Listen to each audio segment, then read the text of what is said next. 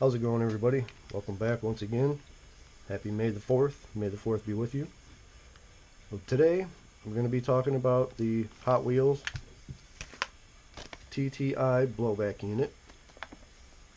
This is for TM High Kappa 1911 zero friction blowback housing.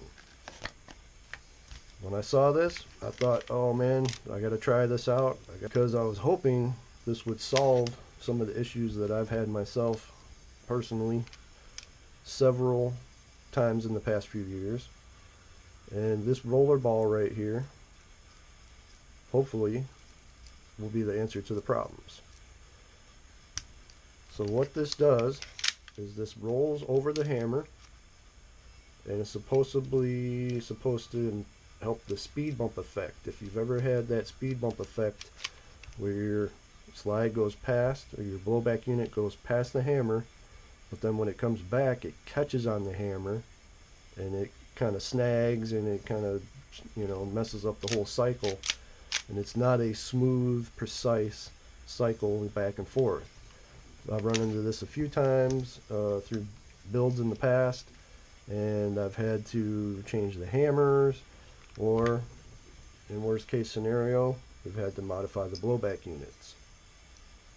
I've had to shape them, polish them, and try to make it to where there was absolutely no friction going past the hammer, and obviously no snag or speed bump when the blowback unit came back over the top of the hammer.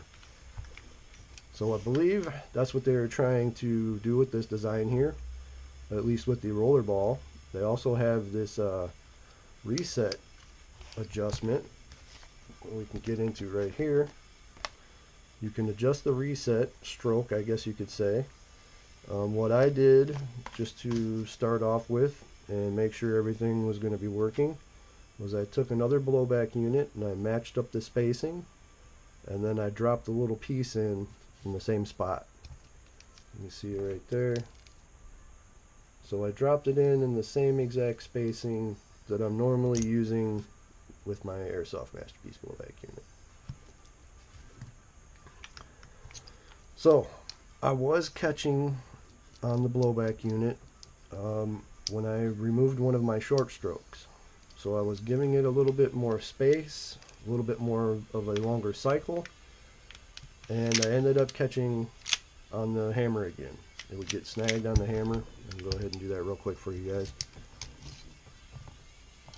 Pop one of these off.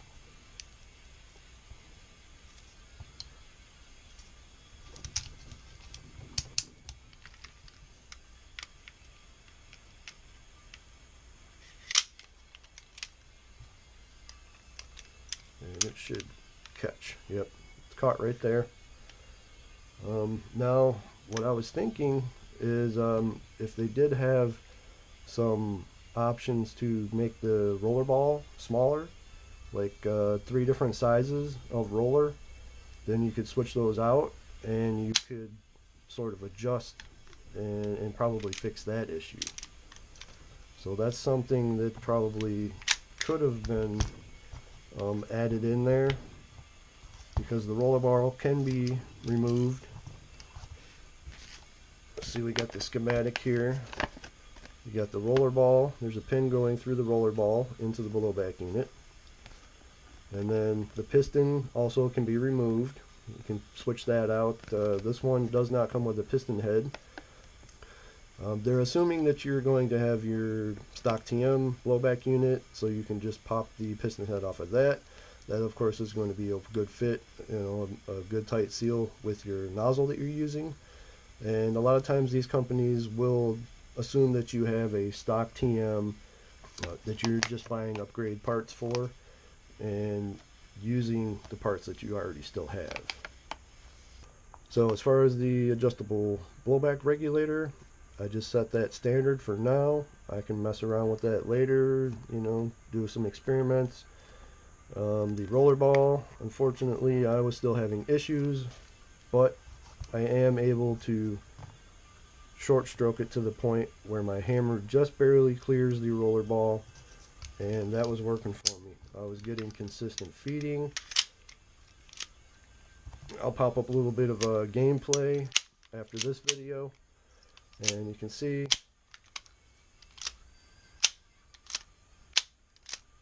no snag right there. I do have this thing short stroked pretty much to the maximum. You can see right there I got a Lego in there. Not sure how what the measurement on a Lego is. I don't know, it's like an inch and a quarter, inch and a half, something like that. So I got about an inch and a half stroke, and I'm still feeding consistently. I did have a few misfeeds which were more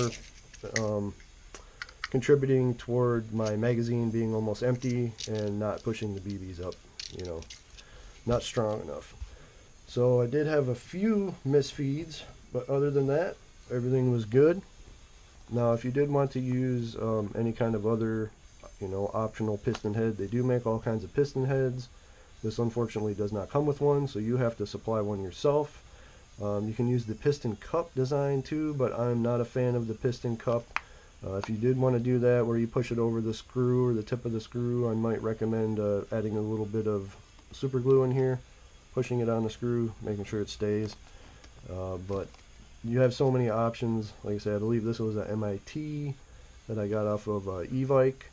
I did not find a good O-ring match or seal with the nozzle. I did end up going with the stock TM piston head, so that just screwed right on, as you can see in the picture there. That's probably what that is. Then you will have a good seal with your nozzle. Optional spring, whichever percentage you want to use. Now the piston is removable. There's two screws in the back. You can remove that piston. They might come up with an option where they might give us an O-ring piston in the future.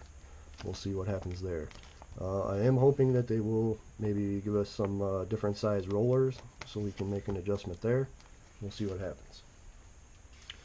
Now the price on this was a little bit high, $80. For me, this was something that I really wanted to try out, and when I saw it I was like, okay, they should have been coming out with this years ago. It's a good thing to see this kind of stuff now. These companies are really getting innovative. TTI, Nextpeed, all that kind of stuff. And a lot of the new parts coming out, you know, I am a little bit skeptical about fitment and all that kind of stuff, because I do trust my, you know, go-tos. But being that this was my build, I figured let's go ahead and give it a shot. And so far, I'm happy with it. So that's going to be all for now, guys. As always, have a good one. May the 4th be with you. Play with honor.